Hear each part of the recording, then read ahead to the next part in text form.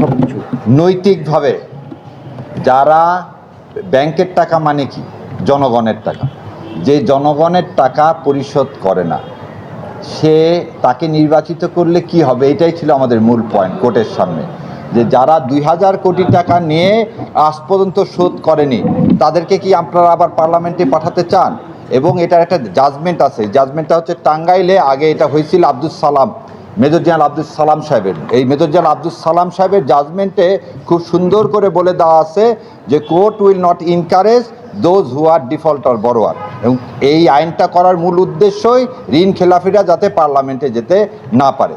So appellate division এটা শুনছে, আমরা তার জন্য সত্যিই কৃতজ্ঞ। আজকে যে জাস্টিস এই বিপ্লব উত্তর বাংলাদেশে যে নতুনভাবে এই বিচারালয়ের পদচারণা, সেজন্য আমরা সবাই খুবই আশাবাদী এবং এইভাবেই হয়তো দেশটা আগায় যাবে। আর ভাই তো বলেই দিলেন, সো এই তিনজনের ব্যাপারে ইনশাল্লাহ আল্লাহ জনগণকেই সিদ্ধান্ত নেওয়ার শক্তি দেখ। আর যাই হোক, রেজাল্ট পাবলিশড হচ্ছে না। থ্যাংক ইউ, আসসালামু আলাইকুম।